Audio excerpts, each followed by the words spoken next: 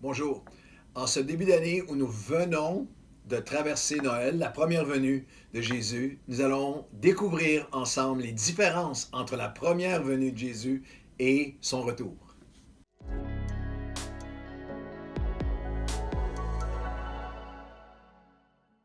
Bon matin et bienvenue à votre café matinal en ce lundi 4 janvier 2021. Habituez-vous à dire 2021. La plupart d'entre nous sommes heureux de sortir de 2020.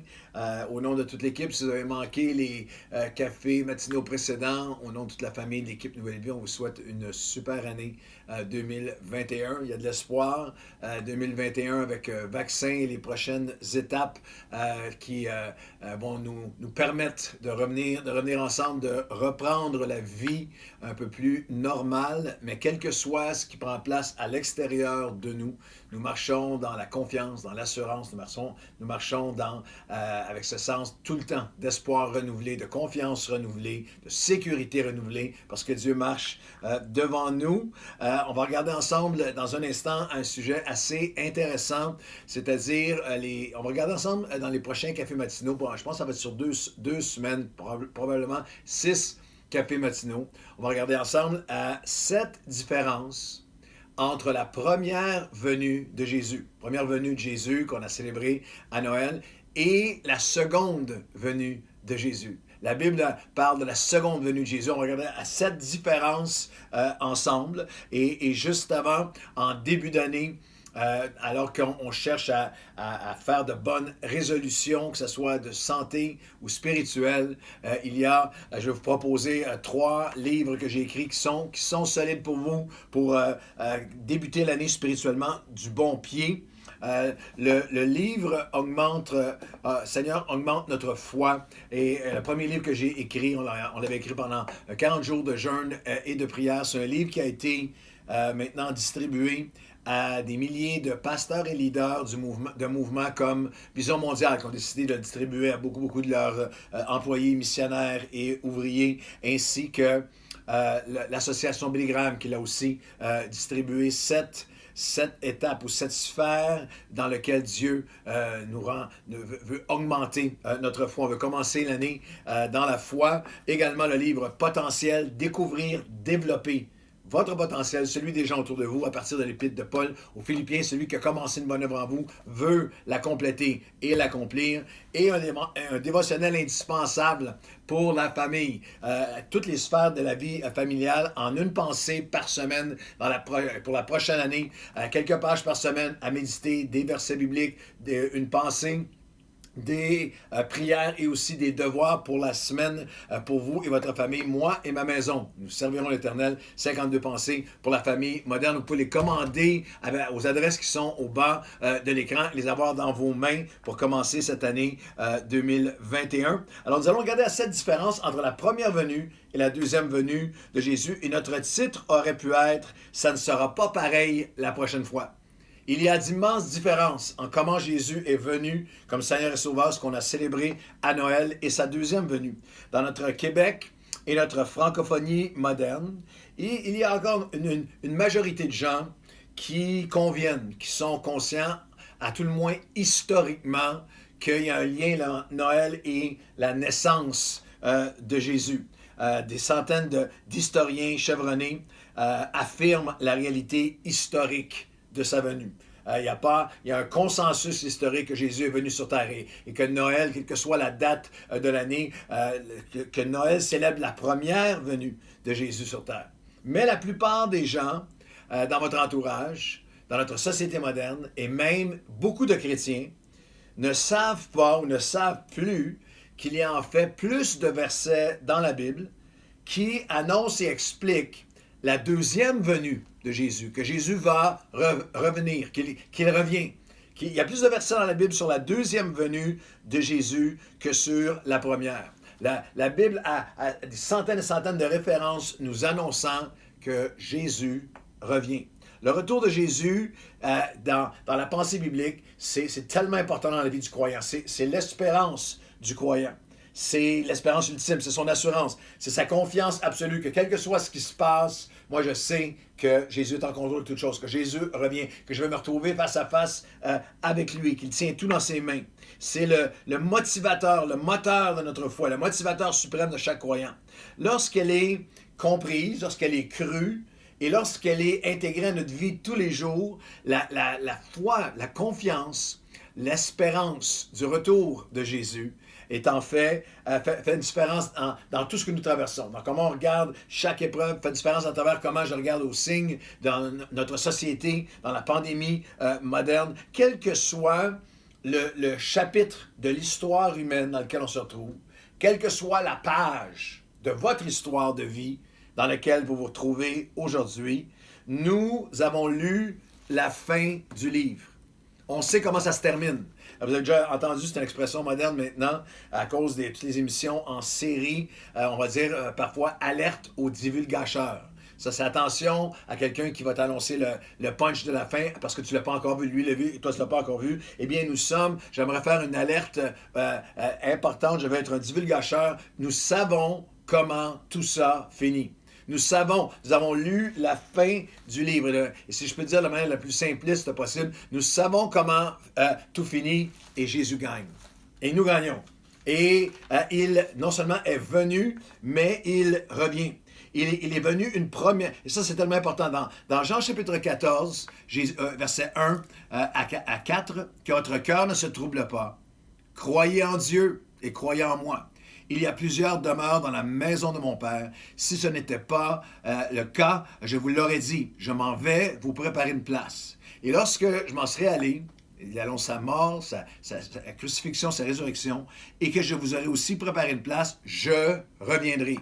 Je reviendrai et je vous prendrai avec moi, afin que là où je suis, vous y soyez aussi. Ça, c'est l'Évangile de Jean, chapitre 14, et les versets 1 à 3. Il est venu une première fois pour naître, pour vivre, pour mourir, se sacrifier pour nous, pour nos fautes, nos péchés, pour nous réconcilier avec Dieu, ressusciter pour que tous ceux qui placent leur foi en ce que Christ a fait pour nous, pouvons ressusciter nous aussi, pouvons avoir une nouveauté de vie maintenant. Un chrétien, c'est quelqu'un qui naît 2 fois, mais ne meurt jamais. Naît physiquement, naît spirituellement, mais ne meurt jamais. Lorsque cette enveloppe s'éteint, c'est absent du corps et présent avec le Seigneur. C'est cette portion du retour de Christ, cette portion de la théologie que nous appelons l'eschatologie. L'eschatologie, c'est l'étude des idées, des doctrines et principes théologiques et philosophiques qui sont relatives à la destinée de l'homme et de l'univers, à la fin du monde et dans l'au-delà. La description et la compréhension des conditions sociales, morales et spirituelles mondiales de l'humanité précédant la fin de toutes choses et la vie après la mort. Alors nous, on va regarder ensemble, parce qu'il y a des grandes différences entre Noël, Jésus est venu la première fois, qu'on a dans le récit biblique, mais ce que la Bible annonce comme étant sa deuxième venue. Cette différence absolue entre la première et la deuxième venue de Jésus sur terre. Il y a des différences physiques qu'on peut voir, qu'on va expliquer, qui sont visibles. Il y a des différences spirituelles, d'intention et d'accomplissement très, très importants. Des différences qui sont éternelles et des différences qui sont personnelles. Elle concerne chaque être humain, parce que chaque être humain va avoir à se présenter devant Dieu. Chaque être humain va vivre son face-à-face avec Dieu. Dans 2 Corinthiens, chapitre 5, et le verset 8 à 10, nous sommes réconciliés avec Dieu par le Christ, mais il nous faudra tous comparaître devant le tribunal de Christ. Nous allons tous avoir à nous présenter. Jésus va revenir, et nous allons tous avoir à nous présenter devant lui. Et à ce moment-là, la seule chose qui compte. Il y a une balance éternelle et toutes les choses qui étaient si importantes sur terre, matérielles, financières, tout le reste n'a plus aucun poids. La seule chose qui compte, c'est qu'est-ce que tu as fait avec Jésus-Christ. Est-ce que tu as accepté le message de Christ pour ta vie, de son sacrifice pour toi, de son pardon pour toi? Est-ce que tu as une relation personnelle avec lui en le sens que tu as accepté par la foi le salut qu'il t'a offert et marché en nouveauté de vie? Il y a 7 différences entre la première venue de Christ et la deuxième qu'on va élaborer ensemble. Et la première, c'est que la première fois que Jésus est venu. La première fois où il est venu sur terre, la première arrivée, sa première venue qu'on a célébrée à Noël, ça s'est fait graduellement, ça s'est fait humainement, ça s'est fait lentement.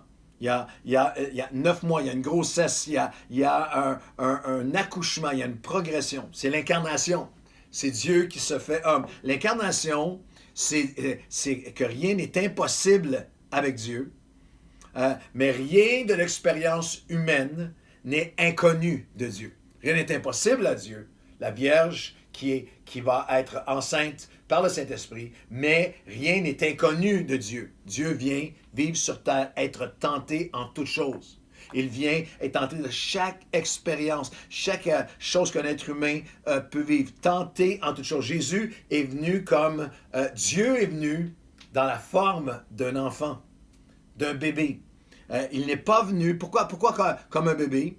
Il est venu pour s'identifier à l'expérience humaine, afin de pouvoir nous restaurer. Il est venu pour s'identifier, pour s'incarner. Il n'est pas venu pour nous impressionner. Il est venu pour nous sauver. Il n'est pas venu pour nous terroriser. À chaque fois dans la Bible qu'un être humain, qu'un messager du ciel, il y avait une rencontre entre le ciel et la terre, le ciel était obligé de dire « n'aie pas peur ». L'être humain, dans sa petitesse, lorsqu'il enlève tous les masques et qu'il est face à face avec Dieu, il est terrorisé par l'ampleur, la grandeur, la majesté de Dieu. Dieu dit non, n'aie pas peur. Et dans l'incarnation, dans le bébé qui naît, Jésus vient, Dieu vient littéralement s'identifier, incarner notre vulnérabilité. Un bébé a besoin, il ne peut rien pour lui-même. Il vient incarner notre vulnérabilité et il vient incarner, alors que l'enfant est emmailloté dans les lambeaux qui étaient là. C'est littéralement un portrait de nous ne pouvons rien par nous-mêmes. On est tous emmaillotés par un historique de vie, un historique héréditaire. On est emmaillotés par la souffrance, on est emmaillotés par nos passés, mais nous venons vulnérables et Dieu vient à nous pour nous prendre à notre point de vulnérabilité du départ humain pour venir racheter, pour venir restaurer nos vies. Sa deuxième venue, la première venue donc, elle est graduelle, elle est miraculeuse, mais elle est graduelle. Dans l'Évangile de Luc, il y a tous les éléments. L'ange dira à Marie, au verset 31 de l'Évangile de Luc, chapitre 1, « Voici, tu te deviendras enceinte, tu enfanteras un fils, tu lui donneras le nom de Jésus. » Et Marie a dit, « Comment cela se fera-t-il, puisque je ne connais pas d'homme? » Bonne question. L'ange lui répondit, « Le Saint-Esprit viendra sur toi et la puissance du Très-Haut te couvrira de son ombre. C'est pourquoi le Saint-Enfant qui naîtra de toi sera appelé Fils de Dieu. » Puis il y a toute une normalité. Voici, Élisabeth, ta parente, a conçu, elle aussi, un fils est dans le 6e mois. Il y a toute une description d'un déroulement normal. Ça s'est fait graduellement. Ça s'est fait lentement. Mais lors de la deuxième venue de Jésus sur terre, ça va être instantané. Ça va être en un instant. Ça va être littéralement, la Bible dit en 1 Corinthiens 15, 52, « Et sa deuxième venue prendra place en un instant dans le clignement d'un œil. » Clignement d'un œil. Le temps que prend la lumière pour refléter le derrière de votre œil, la lumière voyage à 300 000 km à la seconde, soit 0,1, mais avec 47 0,1. C'est clignement d'un œil. Tu ne peux pas avoir une expression de plus en un instant, un instantané. Le retour de Christ. La première venue, elle s'est faite lentement, s'est fait graduellement. La deuxième se fait en un instant.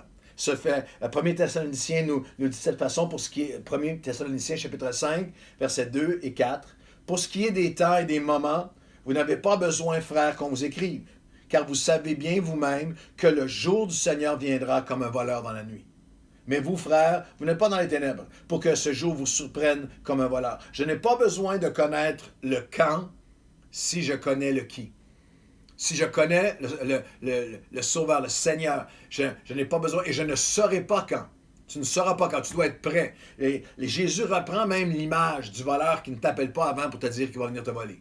Il littéralement reprend l'image, Luc chapitre 12, verset 39 à 41. En fait, Paul a repris l'image de Christ. Sachez-le bien, Jésus dit, si le maître de la maison savait à quelle heure le voleur doit venir, il veillerait et ne laisserait pas percer sa maison. Vous aussi, tenez-vous prêts, car le Fils de l'homme viendra à l'heure où vous n'y pensez pas. Et Pierre a dit, Seigneur, est-ce à nous ou à nous tous que tu adresses cette parole? Et on va continuer demain ensemble, mais c'est à toi.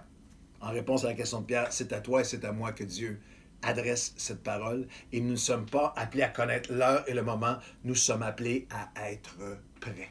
Seigneur, aujourd'hui, en ce début d'année, nous savons que toute cette année 2021, quel que soit ce qu'elle réserve, est complètement entre tes mains.